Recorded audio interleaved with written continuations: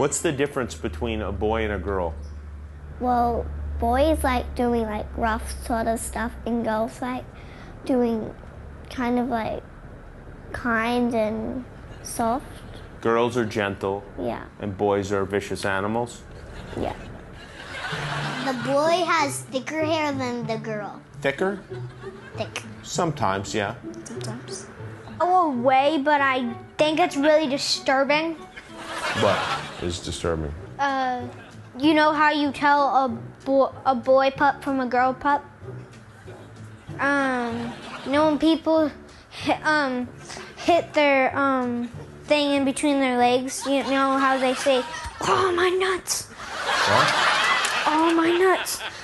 They actually mean Who said this? I'm just trying to express what the question you asked. Okay. No, you go ahead. So again, what's the difference between a boy and a girl? Well, I shouldn't say the disturbing way, but most girls have longer hair than boys. 90%. Well done.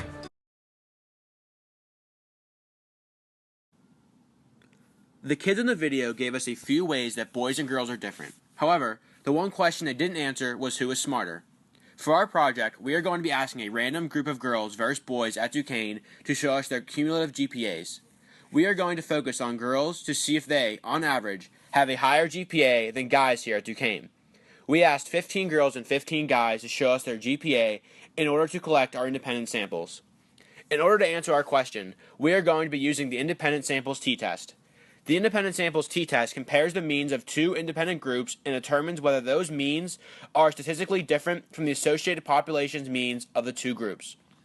If we reject HO in this test, we will conclude that the means of independent samples we gathered are statistically different from one another and statistically the same as the population means for Duquesne. So if the average GPA for girls is higher than boys, we can conclude that girls' GPAs are higher in general at Duquesne. Alright, now we have the conditions. Our first condition is we have a normal distribution. Our second is no relationship between subjects in each sample. Our third is going to be dependent variables are continuous. And our fourth, no significant outliers. Alright, now for our assumptions. Our assumption is assuming unequal variances. Our null hypothesis and our alternative hypothesis are as follows. We have the mean of girls minus the mean of boys is equal to 0. So that means there's no statistical difference between the two means.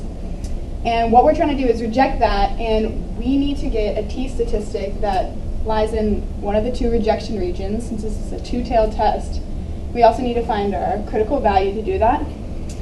But over here, if we go back to our alternative, which is what we want to accept, we have the mean of girls minus the mean of boys is not equal to 0, which means there is a statistical difference between the two.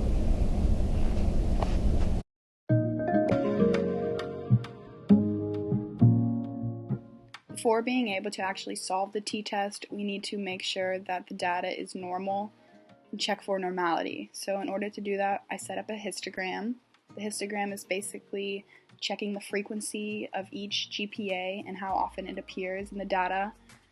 And it seems like the histogram is normal enough to move forward with the t-test. So now we can move on to the data analysis toolpack within Excel and choose the t-test to sample assuming unequal variances. After we choose that option, we can set up our t-test.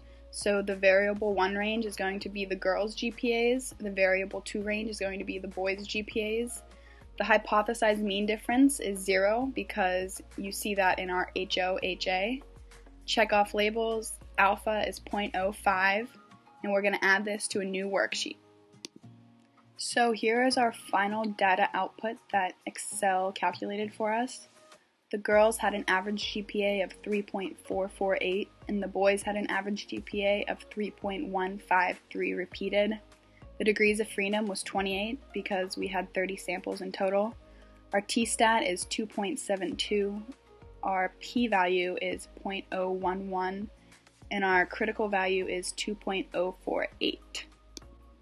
So if you take a look at the bell curve that I drew, you can see that it's a two-tailed test, so our critical values are negative 2.048 and a positive 2.048. And if anything is less than the negative or greater than the positive, we reject HO, which is the case here because our test statistic is 2.72, which is greater than the 2.048. Also, we know to reject HO because the p-value is 0.011, which is less than our value of alpha, which is 0.05.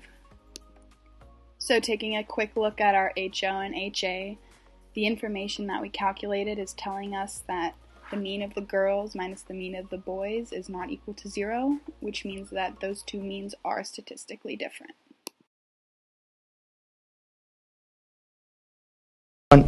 This is our conclusions.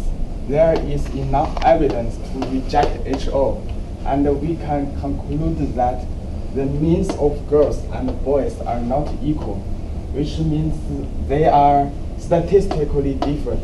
And our data conclude that the GPAs of girls on average are higher than boys at Duquesne.